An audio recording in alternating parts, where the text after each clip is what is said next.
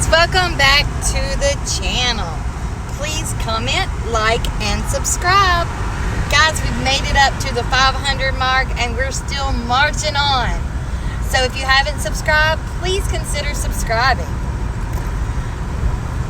So this morning I want to talk about the Susan Smith parole hearing. So it's been 30 years since she has drowned and murdered her two young sons. There was about 15 people on the board that was voting to see if she got parole or not. She was pleading, saying that God had forgiven her and she hopes that the parole board gives her that same mercy.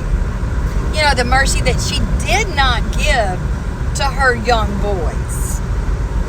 She actually had them strapped into their car seats. Now, what she said was she wanted to kill herself. But funny that she jumped out at the last minute to save her own life when she couldn't do that for her young children. Susan Smith is now 53 years old. When she was finally convicted, she was convicted of a life sentence. She was shown mercy because they could have gave her the death penalty, but they didn't. They showed her mercy and gave her a life sentence.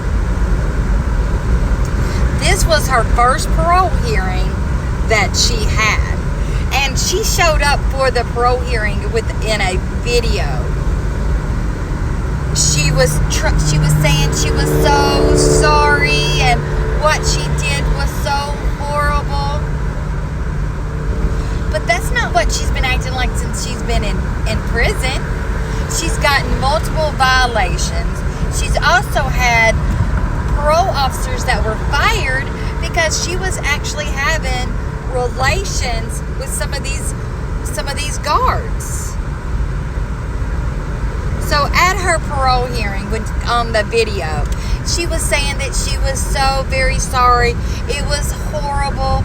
And she would do whatever, if she could bring them back, she would do whatever she could to bring them back and change it.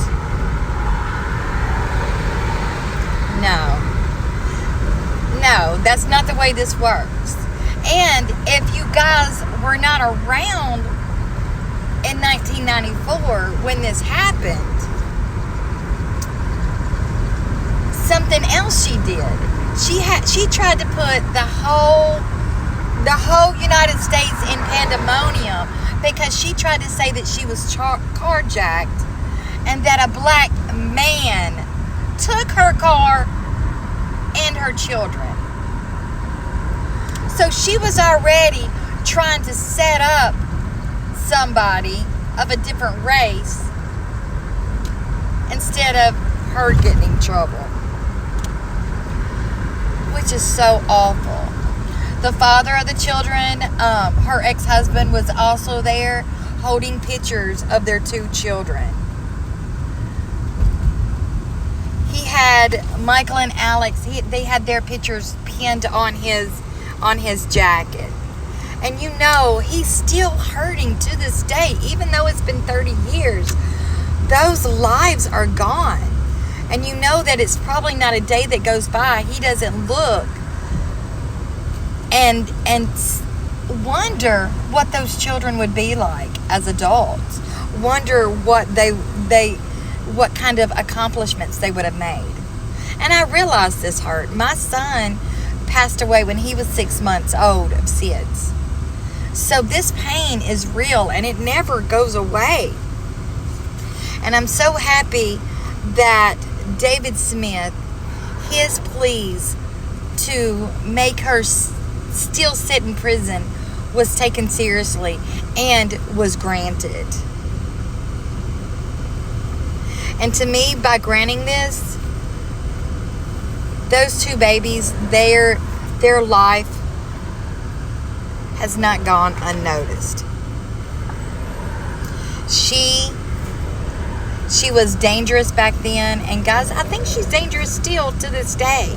You know that it has been said that she has been dating guys on the outside trying to get money because she just knew she was going out this time. She said that her time in prison was over and it was time for her to get out. She just knew it. So she was plotting with men on the outside for her to be set up when she got out. Now, her parole this time has been denied. And she will get a second chance at this in about 2 years. Guys, for 9 days after she committed the murders, she was going on saying that a black man in a togie had stolen her car and her children.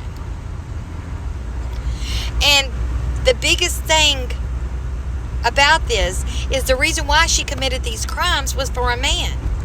Because the man that she was, I guess, dating at the time told her that he did not want children, that he did not want to be a father to her children.